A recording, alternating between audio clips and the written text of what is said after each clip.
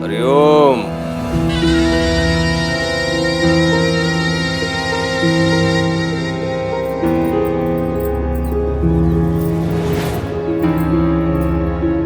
हरिओम।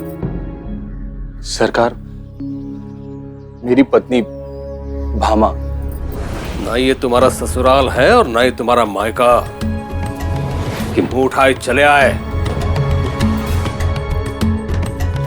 धार्मिक वीडियो सबसे पहले देखने के लिए हमारे चैनल को सब्सक्राइब करें और बेल आइकन दबाएं। हिसाब खोलो पंता जी।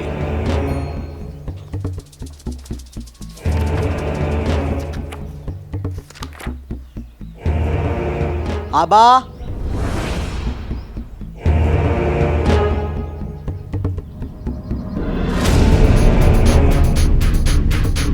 हरिओम। पढ़ना जानता है? हाँ सरकार।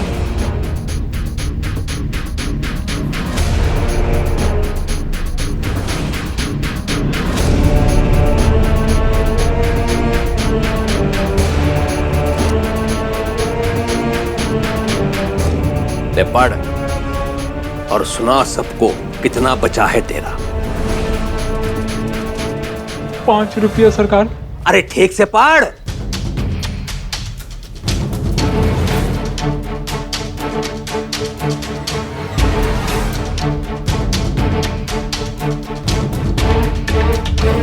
देखो 7 है और इसने कितना पढ़ा? 5। 7 को 5 पढ़ता है।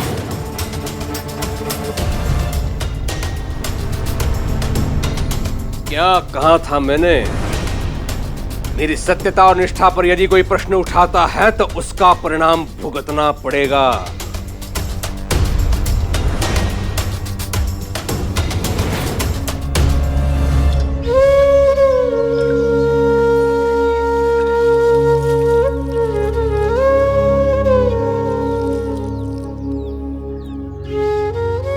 सेवा करते करते तुम अपने आप को भी भूल चुके हो और वहां घर पर तुम्हारी माँ। क्या कहा बायजामा ने? क्या कहेगी तुम्हारी माँ? तुम्हारी तकलीफ देखकर उसे भी बहुत तकलीफ होती है।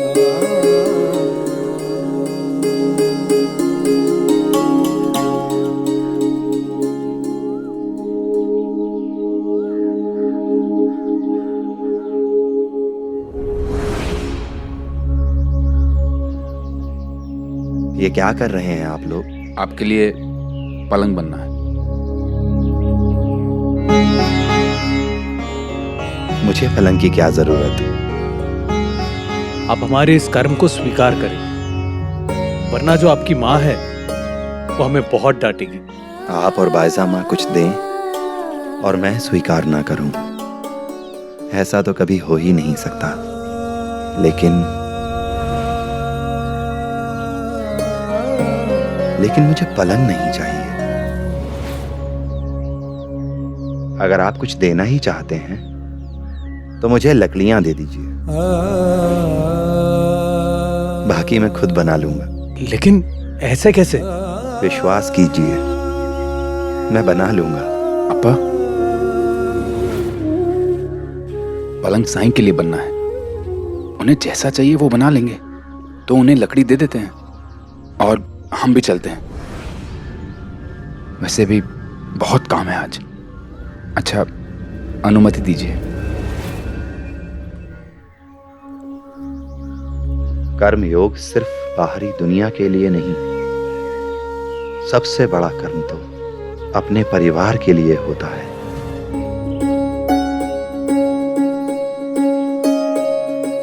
महालसापति जी, आज यमुना का रिश्ता जरूर हो जाएगा।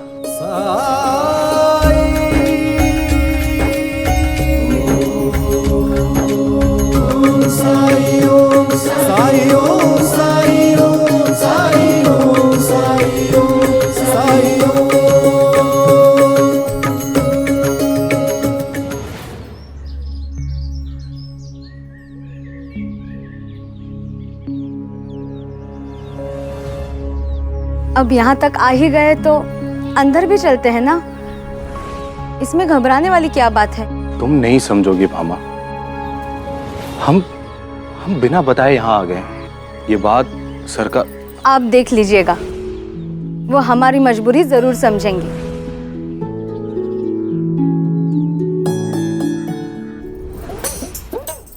अरे वाह, लगता है आज कुछ बढ़िया सा बनाया है तुमने। मैं आप ही के पास आ रही थी, जरा चख के बताइए ना कैसा बना है।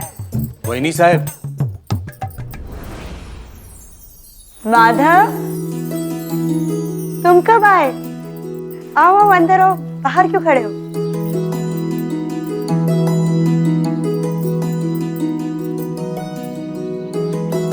ये मेरी पत्नी भामा। मुझे समाचार मिला था, माधव ने शादी कर ली। खंडोबा जी की लीला देखो, जैसे वो जानते थे आज घर में नई बहू आने वाली है, वरना मेरे मन में ऐसी इच्छा क्यों हुई कि मैं कुछ मीठा बनाऊं? इसे ही कहते हैं दाने दाने पे लिखा है खाने वाले का नाम। लो लो, मुंह मीठा करो। आओ बैठो। च्यूताई, माधव। माधव। प्रणाम ताई। ताई साहिब। ताई साहब, ये आपके लिए। अरे नहीं नहीं नहीं, इसकी क्या जरूरत थी। माधव, कुछ खास बात? वही साहब, रोजगार। अपने गांव में तो भविष्य क्या वर्तमान भी नहीं है। इतनी शिक्षा प्राप्त कर ली पर नौकरी नहीं मिली, और नौकरी नहीं तो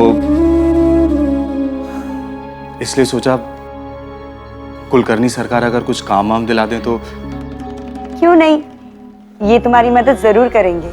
ये घबरा रहे थे, हम बिना सूचित किए जो आए, कहीं कुलकर्णी सरकार नाराज ना हो। नहीं नहीं, इसमें नाराज वाली क्या बात है? इंसान तो अपनों के पास ही जाता है ना, जब वो मुश्किल समय में होता है। अरे तुम लोग खड़े क्यों? बैठो बैठो, और ये पूरा खत्म करो, मैं जाकर पानी लेकर आती हूँ। हाँ,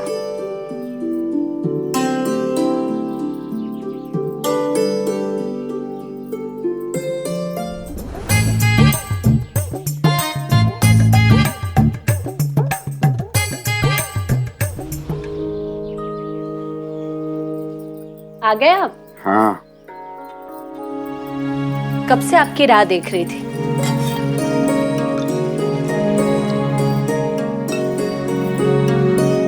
ये लीजिए।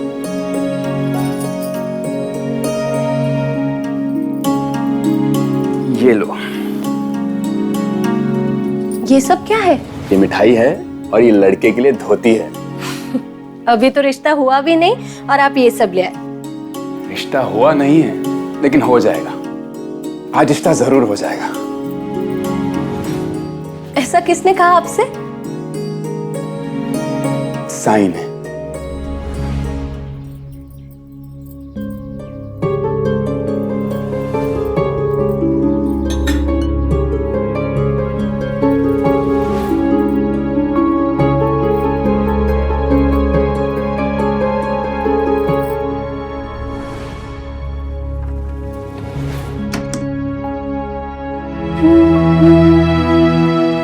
भिक्षा दे माई।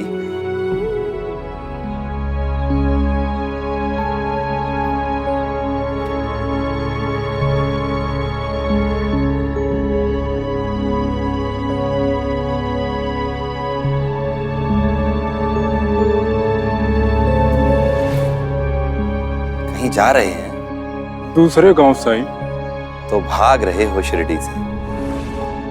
भागे नहीं तो क्या करे, कर्ज लिया था बहुत बड़ा, उसका ब्याज हम पे इतना बढ़ गया है, कभी सोचा ही नहीं था।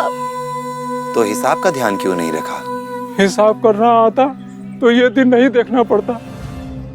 गरीब का कोई नहीं है, भगवान की बहुत सेवा की है। इन्होंने कभी कोई गलत काम नहीं किया, हमेशा दूसरों की मदद की है, फिर भी भगवान ने हमको आज ये दिन दिखलाया।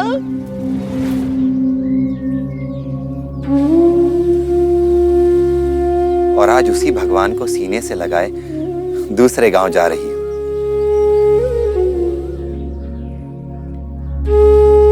क्या वहां हिसाब करने की जरूरत नहीं पड़ेगी? हमारे पास और कोई रास्ता ही नहीं है, और क्या करें हम? सीधी सी बात है, हिसाब करना सीखो। इस उम्र में सीखने की ना कोई उम्र होती है और ना ही कोई सीमा।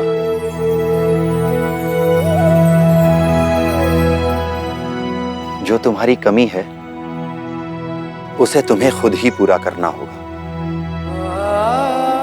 ये सोच लेने से कि केवल भगवान की पूजा करने से वो तुम्हारी कमियों को पूरा कर देगा, तुम्हारी गलतियों को ठीक कर देगा, ये विश्वास नहीं, ये अंधविश्वास है। भगवान तुम्हें शक्ति दे सकता है, समझ दे सकता है, मौका दे सकता है खुद को बदलने का, लेकिन उस मौके का फायदा उठाकर खुद को बदलने के लिए मेहनत तो तुम्हें खुद ही करनी होगी। तुम्हारा कर्म होगा तो उसका भी कर्म होगा। 5 गुना 2 10, 10 में जमा 4, बाकी के ये 6 20। ये लीजिए वहीनी साहब, आपका हिसाब मैंने पूरा कर दिया। अरे वाह, तुम तो बहुत तेज हो हिसाब किताब में। आखिर इनके रिश्तेदार जो हो, और तुम जैसे पढ़े लिखे इंसान को तो काम जरूर मिल जाएगा। आने दो सरकार को, उन्हें तुमसे मिलकर ना बहुत खुशी होगी। हरिओम।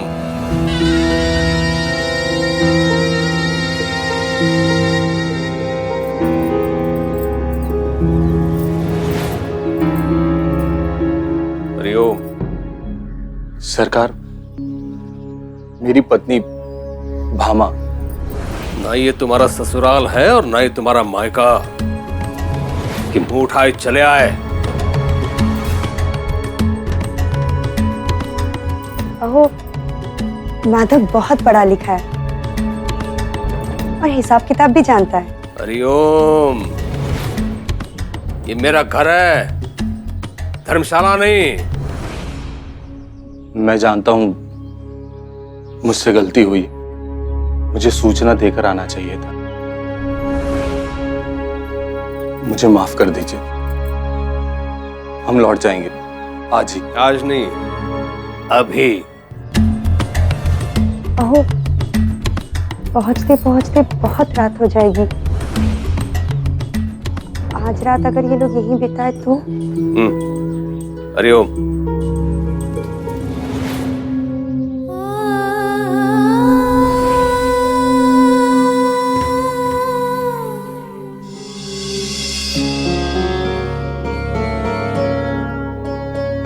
ये आपके लिए।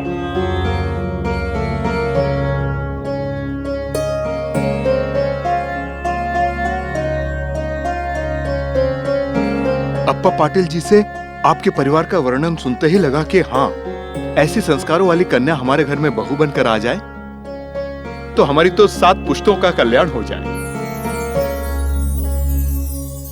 व्यापारी हूं, बहुत कुछ मिला है मुझे राम जी की दया से। यमुना को किसी बात की कोई तकलीफ नहीं होगी। अब मैं क्या कहूं, मुझे तो विश्वास ही नहीं हो रहा है। जैसे परिवार की कल्पना अपनी यमुना के लिए मैंने की थी, बिल्कुल वैसा ही है। आपको लगेगा ही नहीं कि आपने बेटी विदा की है। और यमुना को भी लगेगा कि वो एक घर से निकल के दूसरे घर में आ गई है। बस 4 जोड़ी कपड़े और 100 तोला सोना लेकर।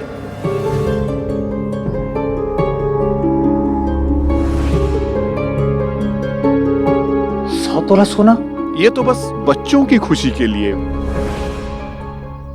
अपने लिए तो हमारे पास बहुत कुछ है, श्री राम जी की दया से। पर 100 तोला सोना तो। हम ऐसे लोगों में से नहीं हैं कि पहले लड़की ले आए अपने घर और फिर मांगा। जो भी बात है पहले साफ साफ कह देना अच्छा होता है। और आपके लिए 100 तोला सोना देना कोई बड़ी बात थोड़ी ना होनी चाहिए।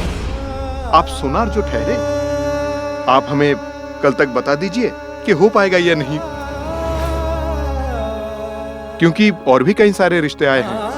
हमने उनको रोक के रखा है कि पहले आपसे मिल लेते हैं। कल तक? कल तक क्यों?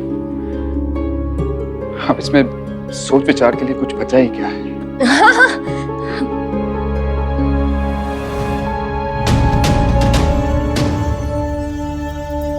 क्या मुंह मीठा कीजिए।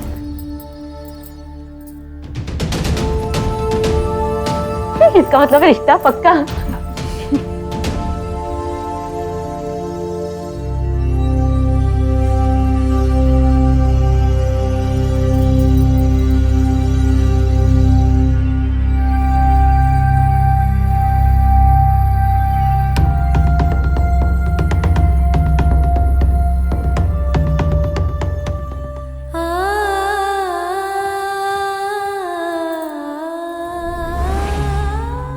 हम लोग अच्छी सी तिथि निकालकर आप लोगों को खबर करते हैं।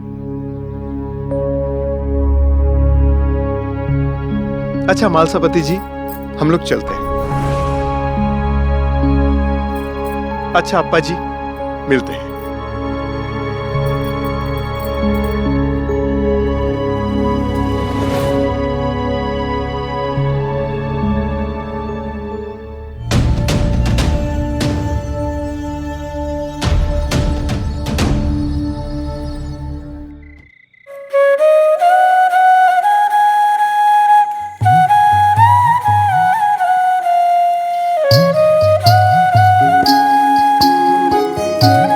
कर्म योग का मार्ग चुनौतियों से भरा है। चुनौतियों से हारते हैं या उन्हें पार करते हैं, यही खेल है जीवन का।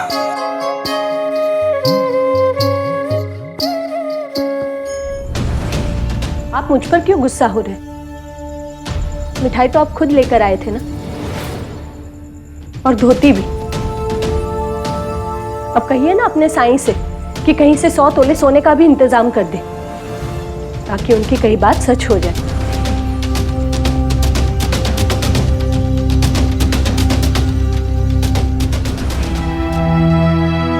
साई ने कहा ना, होगा, जरूर होगा। देखिए, मैंने इस रिश्ते के लिए इसलिए हाँ नहीं कहा क्योंकि आपके साईं ने कहा। मैंने इसलिए हाँ कहा क्योंकि लड़का अच्छा है, लड़के का परिवार अच्छा है, हमसे ऊंचे खानदान के। इससे ज्यादा हमें क्या चाहिए? तो ये साईं साईं की रट लगाना अब छोड़ दीजिए। तो ये सोचिए कि 100 तोले सोने का इंतजाम कैसे और कहां से होगा। अगर ये रिश्ता टूट गया तो बहुत बदनामी होगी, फिर जिंदगी भर बैठकर खिलाते रहिएगा इन 3 लड़कियों को। 100 तोला सोना जानती हो कितना होता है? कहां से लाऊंगा मैं इतना सोना? कैसे संभव होगा ये सब?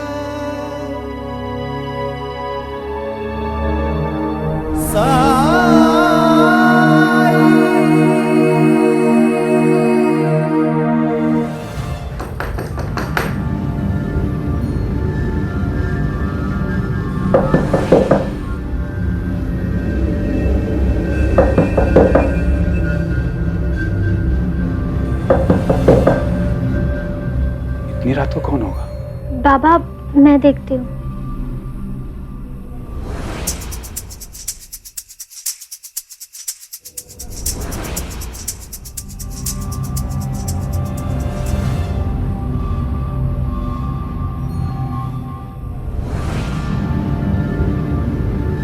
आप कौन? मेरा नाम विठल है। ऊपर गांव जा रहा था, रास्ता भटक गया हूँ। क्या आपके घर में कोई है जो मुझे रास्ता बता सके? मैं बाबा को बुलाती हूँ। बाबा,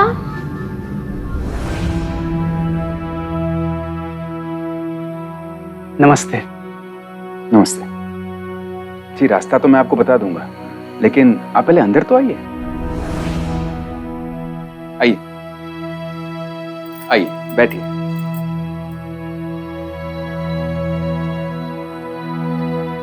देखिए, इतनी रात को कोपरगांव तक का सफर बिल्कुल ठीक नहीं होगा। रास्ते में घना जंगल भी पड़ता है। आप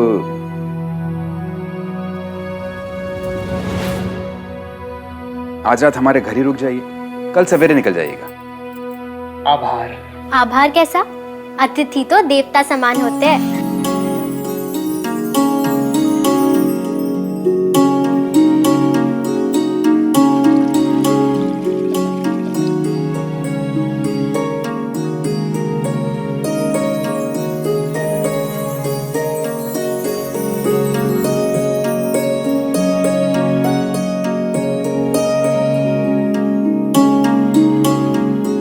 आप भोजन करेंगे?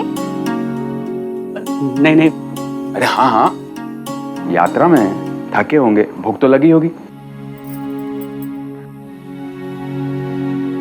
यमुना जल्दी से कुछ बना दे। आपकी बड़ी कृपा है। इसमें कृपा कैसी? अगर ऐसे हाल में मैं आपके पास आया होता तो शायद आप भी यही करते। अब मैं आपके सोने का प्रबंध करके आता हूँ। जी।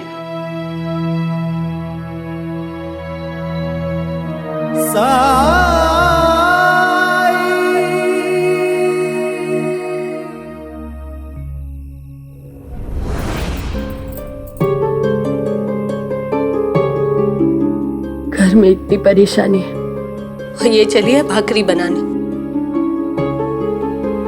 और आपने तो रात को रुकने का निमंत्रण भी दे दिया, वो भी एक अजनबी को।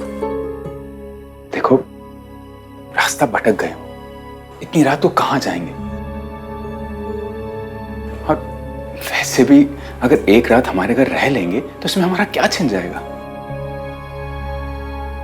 यमुना, बेटा भाकरी बनाओ।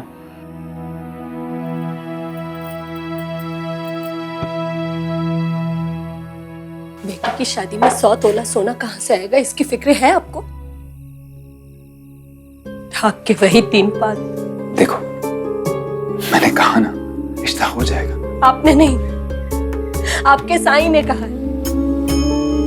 लेकिन क्या आपके साईं ने ये कहा है कि कैसे? क्या आपके साईं ने कहा है कि 100 तोला सोना नहीं, तुम्हारी बेटी के गुण देखकर ये रिश्ता तय होगा?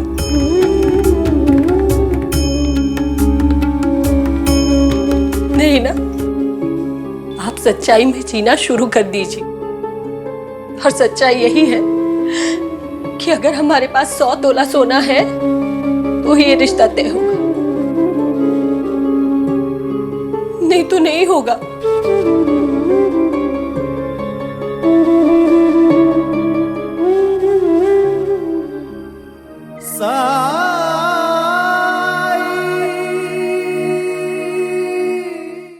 धार्मिक वीडियो सबसे पहले देखने के लिए हमारे चैनल को सब्सक्राइब करें और बेल आइकन दबाएं।